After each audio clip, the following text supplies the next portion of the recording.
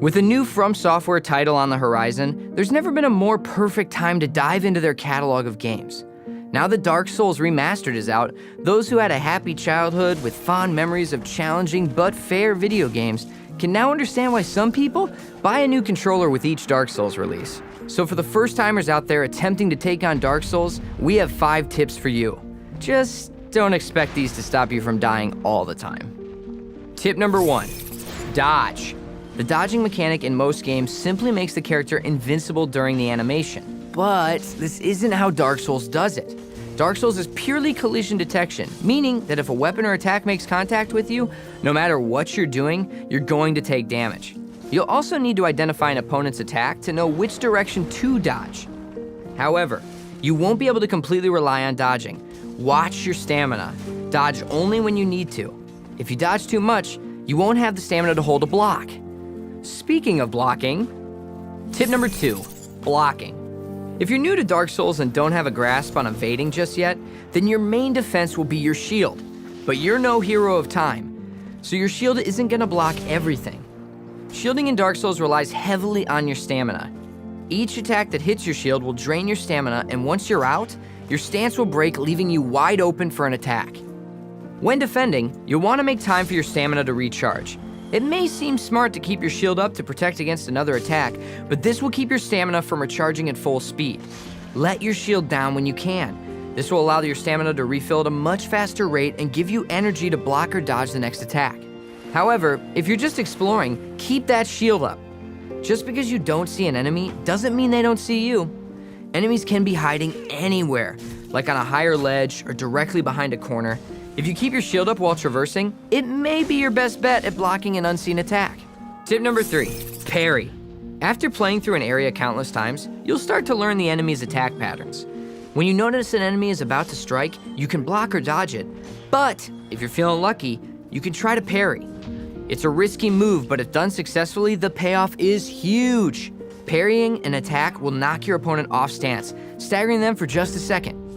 But follow this up with an attack to inflict massive amounts of damage, potentially killing them instantly. This is an easy way to take out tough opponents, but if you miss the parry, you'll leave yourself wide open for the enemy's next attack.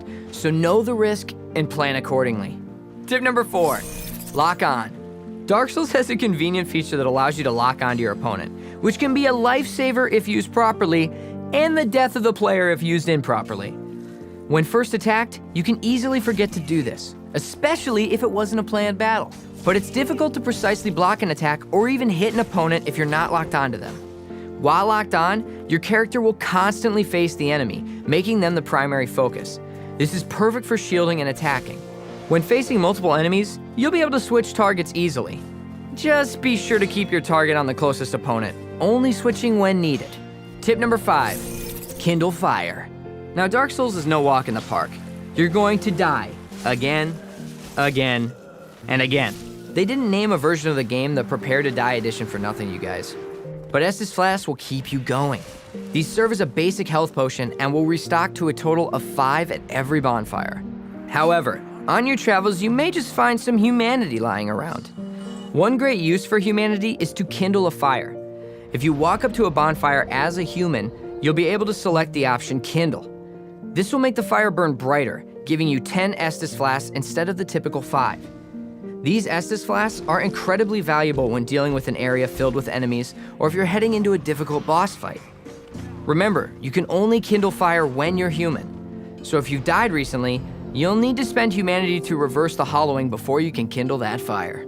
Dark Souls isn't and has never been a series for the faint of heart. It's brutally challenging and downright unfair at times. Getting blindsided by enemies and traps can leave you frustrated, especially if you were hauling a good number of souls. But that's the beauty of this game. The frustration, challenges, and unfair obstacles all become worth it as you conquer each of them. Each boss's defeat feels like a reward in itself because of the skills you needed to master and the sheer determination it took to get through it. There's no hand-holding and there are no tutorials, but that's where the true fun lies, as well as the unmatched feeling of accomplishment. So we wish you luck on your journey. May you praise the sun for yet another day.